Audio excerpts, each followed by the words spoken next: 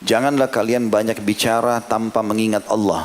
Artinya pembicaraanmu, kalimat yang keluar dari lisanmu selalu yang berhubungan dengan zikrullah. Nasihatkah, menanya hal-hal yang positifkah, zikrullahkah, berdoakah, membaca Quran. Selain daripada itu tidak ada. Sesungguhnya banyak bicara pada hal-hal yang kosong tanpa mengingat Allah adalah penyebab kerasnya hati. Dan ketahuilah, kata Nabi Ibnu Amr di sini, radhiyallahu anhu, dan ini marfu artinya disampaikan juga dari Nabi SAW, sungguhnya hati yang paling jauh dari Allah adalah hati yang keras. Adalah hati yang keras. Riwayatkan Tirmidzi di halaman 2411. Hadis ini sebenarnya yang diangkat sebagai pemicu daripada bahasan dosa besar kerasnya hati ini. Dan memang hati itu adalah mahkota dalam jasad kita, sebagaimana Nabi SAW mengatakan, Ala inna fil jasadi mudghah. Bukankah di dalam hati itu atau dalam tubuh itu ada segumpal darah. Idza saluhat saluhal jasadu kullu.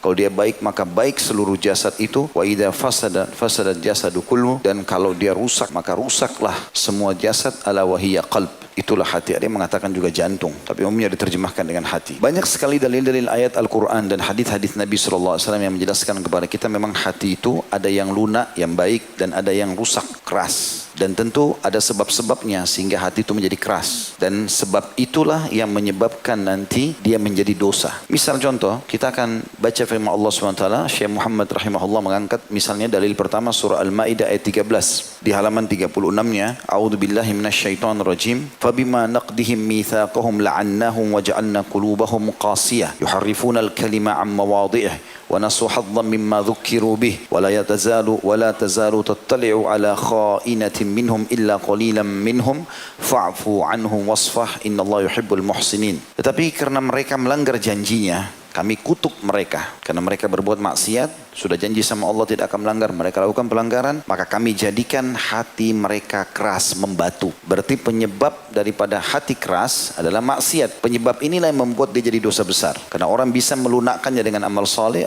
orang bisa merusaknya dan mengeraskannya dengan maksiat. Mereka suka merubah perkataan Allah dari tempat-tempatnya, dan mereka sengaja melupakan bagian dari yang mereka telah diperingatkan dengannya. Dan kamu hai Muhammad senantiasa akan melihat pengkhianatan dari mereka, kecuali sedikit di antara mereka yang tidak berkhianat. Maka maafkanlah mereka bila mereka minta maaf, dan biarkanlah mereka. Sesungguhnya Allah menyukai orang-orang yang berbuat baik. Kita tidak membahas masalah tafsir secara khusus ayat ini, tapi kita sedang menitik beratkan ada firman Allah SWT, qulubuhum qasiyah, hati mereka keras, membatu. Kemudian juga dalam ayat yang lain diangkat oleh beliau dalam surah Az-Zumar ayat 23, firman Allah SWT, A'udzubillahi minasyaitonirrajim. Allahu nazzala ahsanal hadithi kitaban mutasyabihan mathaniya taqsha'irru minhu juludul ladina yakhshawna rabbahum thumma talinu juluduhum wa qulubuhum ila dzikrillah dzalika hudallahi yahdi bihi man yasha wa may yudlilillahu fama lahu min had. Artinya Allah telah menurunkan perkataan yang paling baik, maksudnya Al-Quran, indah untuk dibaca, berpahala sebagai panduan hidup, solusi dalam permasalahan, yang serupa dalam kurung mutu-mutu ayatnya satu sama yang lain. Al-Quran itu sama kualitasnya, dimanapun kau baca kau akan dapat petunjuk. Lagi berulang-ulang kisah Nabi Musa berulang-ulang diceritakan, kisah Nabi Ibrahim berulang-ulang diceritakan, kisah Nabi, kisah tentang apa, penyampaian tentang neraka, penyampaian tentang surga, banyak terulang-ulang. Tapi itu semua tujuannya untuk memberikan pelajaran. Lalu Allah mengatakan gemetar karenanya, karena ayat itu kulit orang-orang yang takut kepada Rabbnya, kemudian menjadi tenang kulit dan hati mereka di waktu mengingat Allah. Jadi ternyata orang kalau sering membaca Al-Quran, diantaranya karena Al-Quran salah satu amal soleh, maka akan lunak hatinya. Dan hati yang lunak ini mudah untuk tersentuh mengingat Allah. Ya, kalau ada musibah yang datang dia langsung tersentuh. Ada, sampai saya pernah bahasakan kalau teman-teman masih ingat, salafus saleh itu kalau mereka lagi jalan di sebuah jalan dan tercium bau busuk saja, mungkin ada orang buang sampah sembarangan, tercium di hidung mereka, mereka sudah cukup untuk beristighfar dan bertobat kepada Allah, karena dia anggap atau mereka anggap itu peringatan dari Allah. Seseorang yang sedang jalan tersentuh kakinya dengan batu, cukup membuat dia beristighfar dan bertobat, karena dia tahu itu peringatan dari Allah. Tidak mungkin Allah datangkan tanpa sebab. Seperti itulah mereka sangat peka. Jadi hatinya jadi lunak karena sukanya beramal saleh. Lalu Allah mengatakan, itulah petunjuk Allah.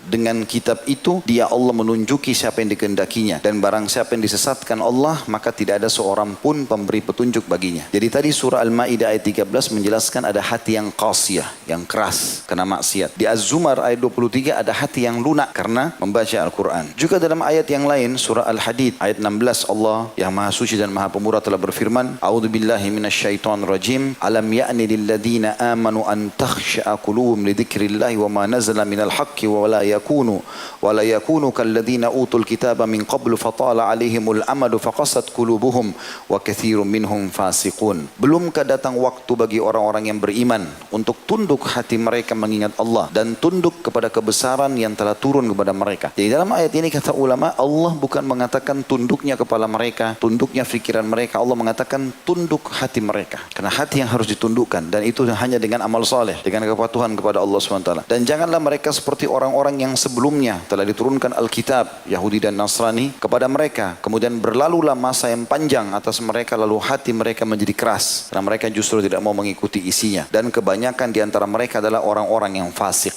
Di ayat ini Allah hubungkan hati yang keras dengan kefasikan. Artinya memang karena perbuatan dosa. Jadi dia seperti menzalimi dirinya sendiri kalau dia buat dosa, sehingga hatinya menjadi keras dan tidak lagi bisa kena peringatan apapun. Sekali ada kemaksiatan kita lakukan dan kita tidak taubat, teman-teman, sudah cukup membuat hati itu berubah kondisi. Dari yang lembut mulai mengeras. Dibuat lagi maksiat lebih keras. Terus begitu. Sampai Allah menggambarkan ada hati yang lebih keras daripada batu. Pada saat itu temannya kena petir di sebelahnya, temannya mati longsor, dia lihat kebakaran, ada orang terbakar depan matanya, ada orang segala macam, coba tidak tersentuh lagi sudah. Ini berbahaya sekali karena tidak ada lagi sesuatu yang bisa mengubah dia. Dan yang lebih bahaya daripada itu, teman-teman sekalian, kalau hati sudah keras, kita sudah tidak bisa, kita sendiri tidak mampu. Kalau mau kembali ke jalan Allah butuh upaya yang sangat besar. Saya pernah bahasakan contoh rasional, berbuat dosa itu, menjerumuskan diri pada dosa seperti orang yang ada di tepi jurang, depan antum jurang. Terus ada dua cara, untuk selamat atau untuk terjerumus. Kalau untuk selamat berhenti, tinggalkan jurang itu. Tidak usah bilang kaki saya, coba tes jatuh enggak sih, gitu. Ya. Tapi kalau dia mau jerumuskan kakinya, coba aja nggak apa-apa, dia akan jatuh ke bawah. Dua keadaan, mati sekalian atau dia mungkin masih bisa selamat.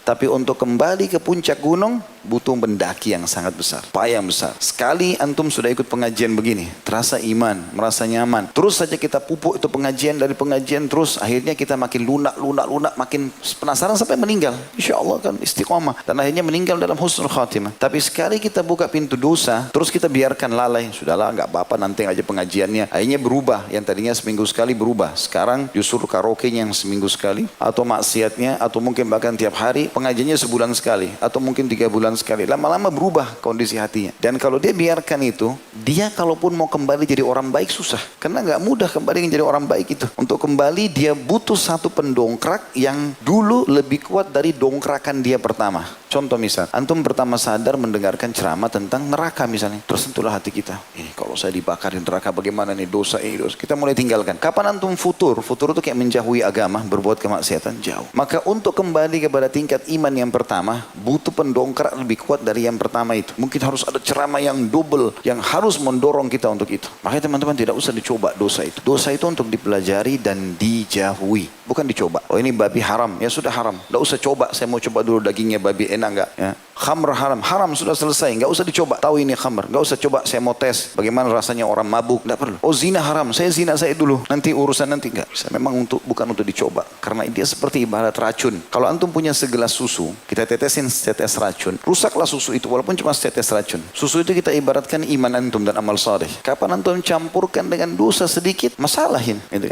Bahkan bergejolak dalam hati itu. Sebagian salaf mengatakan orang kalau masukkan dalam hidupnya sedikit dosa, sudah cukup membuat dia berperang dengan dosa itu. Antara iman sama dosanya itu berperang sampai siapa yang akan menang. Dalam berapa hari berkecamuk.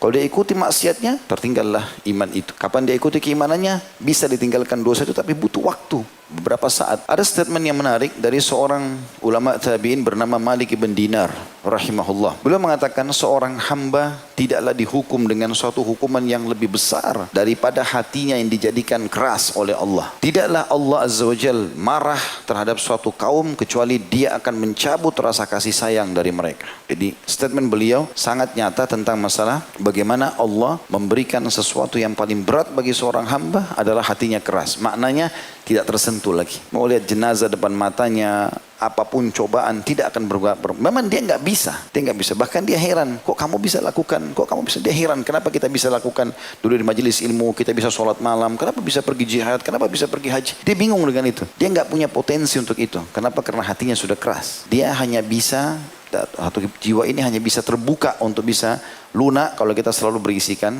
dengan amal soleh. Ada beberapa tanda-tanda yang disebutkan oleh ulama kalau hati seseorang itu keras. Yang paling mendasar adalah malasnya beribadah dan selalu menganggap remeh kemaksiatan yang dilakukan. Kalau dua hal ini bersatu dalam jiwa kita dan antum merasakan, berarti sudah ada penyakit kerasnya hati. Selalu malas, mau bangun sholat malam malas, mau baca Quran malas, datang majelis ilmu malas, semuanya malas. Kemudian menganggap remeh, kan cuma dosa ini, kan cuma ketinggalan satu rakaat. Bermula dari hal yang kecil, kan cuma masbuk, nanti aja sholatnya, kan cuma pegang, kan cuma cium, dan seterusnya. Jadi dia selalu menganggap remeh. Kalau ini ada, berarti sudah bermula hati antum keras. Ini berbahaya. Dan kita tahu teman-teman, kalau ada sesuatu yang membahayakan kita, misal kita jalan di sebuah jalan yang licin, tugas kita kalau mau selamat, berhenti dan jalan pelan-pelan. Jangan malah kita ugal-ugalan sehingga makin parah. Jatuh, bocor kepalanya, segala macam. Jadi kalau kita sudah terlanjur dalam hal-hal seperti ini, seperti kita ada di becek, kita harus keluar dari situ. Jangan dibiarkan. Ya. Dan ini umum. Ini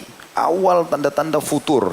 Orang jauh dari agama, mulai malas. Dan harus kita mujahadah. Pada saat itu, mujahadah. Kata Nabi SAW, jiwa itu, iman itu bisa naik dan turun. Gitu kan? Tapi pada saat seseorang, jiwa itu dan iman itu bisa naik dan turun. Dan pada saat seseorang itu lagi turun, kemudian dia berada di atas agama Allah, beruntunglah dia. Artinya jangan justru merasa lemah imannya, sekarang malah sudah sekalian deh, jalan kepada kemaksiatan.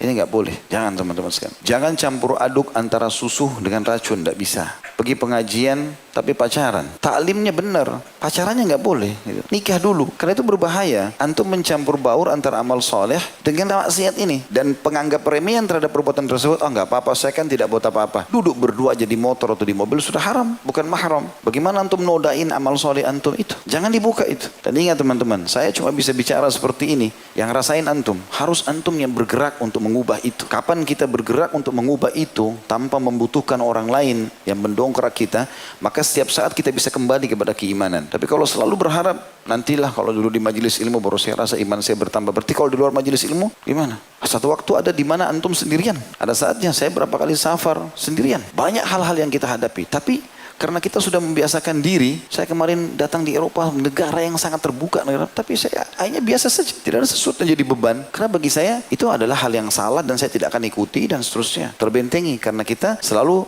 membuat diri kita terlatih membiasakan diri dalam ketaatan itu dimanapun kita berada. Ada orang dia tidak ada orang lihat, tetap aja sholat malam, tetap aja puasa, tetap aja sedekah, tetap aja semuanya sehingga kita kuat. Yang kedua teman-teman, yang berbahaya ini adalah tidak lagi tersentuh ya, dan merasa bersalah dengan melihat fenomena alam, musibah, fenomena alam, banjir, longsor ya, atau apalah ya, yang seperti itu. Itu menandakan hatinya sudah mulai keras. Karena semestinya kalau kita melihat satu masalah musibah datang depan mata kita, seharusnya kita lunak, sadar. Kalau kita lagi jalan berdua sama teman, naik mobil, tabrakan, dia mati, kita selamat. Semestinya yang kita lakukan adalah, ini peringatan dari Allah. Dia sekarang yang ditabrak, saya bisa ditabrak juga malam ini atau besok, kan begitu. Tapi ada orang tidak, karena hatinya keras, dia selamat. Bahkan dia mungkin bisa melampiaskan syahwat pada temannya. Dia lihat temannya mati, diambil handphonenya, diambil jam tangannya, diambil segala macam.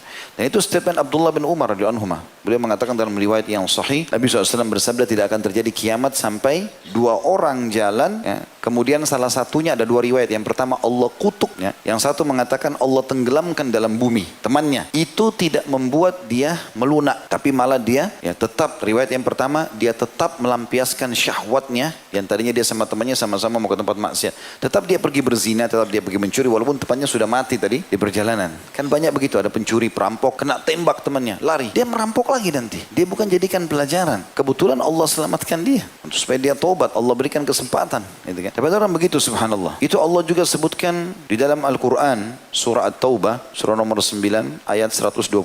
A'udzubillahi minasyaitonir rajim. Awala yarawna annahum yuftanuna fi kulli amin marrataini aw marratan aw marrataini thumma la yatubuna wala hum yadhakkarun. Tidakkah mereka orang-orang itu memperhatikan bahwa mereka diuji sekali atau dua kali dalam setahun. Ada saja Allah datangkan penyakit, Allah datangkan gangguan, segala macam ini sebagai peringatan. Dan mereka tidak juga bertaubat dan tidak mengambil pelajaran. Ini berarti tanda-tanda yang kedua. Tanda-tanda yang ketiga, tidak tersentuhnya dengan membaca Al-Quran. Sementara Al-Quran itu semestinya menambah iman seseorang. Jadi kalau antum baca 2-3 ayat sahabat Nabi itu ridwanullahi alaihim, kalau mereka ketemu, mereka selalu berkata begini, Ta'al nu'minu sa'ah. Ayo kita menambah iman kita sesaat. Minimal sekali para sahabat itu, kalau mereka buru-buru, mereka saling membaca surah Al-Asr. Bertemu lalu pisah. Wal asri innal insana lafi khusr. Demi waktu selama di dunia ini banyak manusia yang rugi. Illal ladzina amanu wa amilus solihat, kecuali orang yang beriman dan beramal saleh. Wa tawassaw bil haqqi wa tawassaw bis sabr. Saling mewasiatkanlah kebenaran ini dan saling mewasiatkan agar sabar dalam ketaatan. Baru mereka bubar. Itu minimal. Tapi kalau ada orang dengarkan ayat Quran sama sekali tidak tersentuh hatinya, enggak ada maknanya. Dia sholat pun tidak tersentuh. Ini tanda-tanda kerasnya hati.